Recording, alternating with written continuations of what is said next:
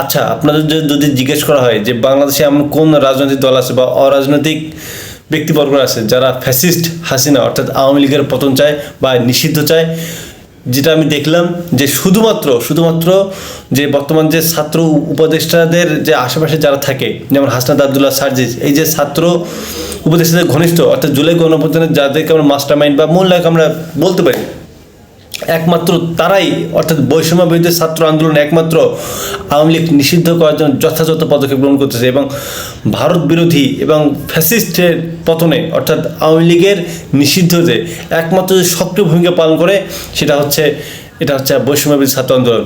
BNP, জামাত, অন্যান্য দলরা সবগুলো সুবিধাবাদী, এরা জানে যে যদি আওয়ামী লীগ নিষিদ্ধ হয় ওদের হাতে বাটখার হয়ে যাবে।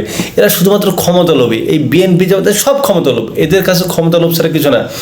দেখুন, আমাদের এই দেশের সবচেয়ে দুইটা পজন যে দেশটাকে ধ্বংস করে ফেলে দিচ্ছে, একটা হচ্ছে ভারত, একটা হচ্ছে এই আওয়ামী লীগ। এই দুটাকে যদি ঠিকমতো শায়েস্তা করা যায় আমাদের দেশটা একদম সামনের দিকে সুন্দরভাবে এগিয়ে যাবে।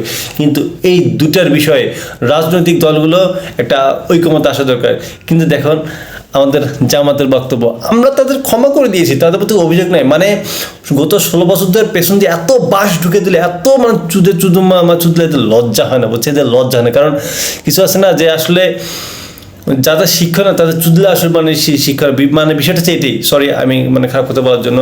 সো বিএনপির হচ্ছে এই একই কথা, মানে এত গুম খুন এত কিছু করে জেল বন্ধু, মানে লজ্জা নেই, নির্লজ্জা নেই। মানে তোর মানে আগে দে ভাই, তোরা কর, আমাকে আরো মার, তবুও আমাদের ক্ষমতার দরকার। এরা ক্ষমতা মানে দেশের টাকা, দুর্নীতি টাকা খেয়ে মেরে এত অন্তরের মোহর, মানে অন্তরে এখন ভালো বুদ্ধি নেই। এখন ওদের দেশের মানুষের জন্য যে ওদের যে একটা চিন্তা, ওই চিন্তাটা নষ্ট হয়ে গেছে। ওরা এখন কি বোঝে, ক্ষমতা যাবো, লুটে পুটে খাবো, বিদেশে পাচার করবো, ক্ষমতা যাবো, লুটে পুটে খাবো, বিদেশে পাচার করবো। ওদের চিন্তা ভাবনা হচ্ছে এগুলোই। ওরা জাতিকে আর কি দেবে? যদি দেশকে এগিয়ে নিয়ে চান, ছাত্র অর্থাৎ বৈষম্য বিরোধী ছাত্র আন্দোলন বিকল্প কিচ্ছু নেই। অন্তত কিছু হোক, এদের কাছ থেকে আপনারা যদি কখনো ঘুষ বা দুর্নীতি যদি হয়ও, মানলাম যদি হয়ও, সবাই তো আর ফেরেশতা না, তবুও বিএনপি, ফ্যাসিস্ট হাসিনা এদের চাইতে অনেক অনেক কম হবে।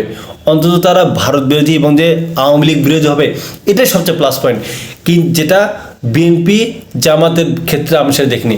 এখন বিএনপি জামাতের কাছে দুজনের কাছে নাকি ভারত বন্ধু, অকৃত্রিম বন্ধু আমাদের ভারত। আওয়ামী লীগকে আমরা ক্ষমা করে দিয়েছি, তার রাজনীতি আসবে না, তো আমাদের কোনো যায় আসে না। মানে আওয়ামী লীগ যদি আবার ক্ষমতায় আসে ওদের নাকি কোনো যায় আসে না, আসবে না। তো আসলে 16টা বছর তো ফ্যাসিস্টকে সহায়তা করেই তো আমাদের চলাফেরা তো হয়েছে, তাই না? তো বিএনপি ওঠাও মানে আওয়ামী লীগ ওঠাও মানে এই যে এই বিএনপি সিনিয়র একই, নতুন করে তো বলার কিছু নেই। সো আসলে এইভাবে দর মরের মাধ্যমে চলেছে আসলে বিএনপি জামাত। মানে কি বলবো, নির্লজ্জ বেহায়া দলগুলো যদি থাকে সেগুলো হচ্ছে এগুলো।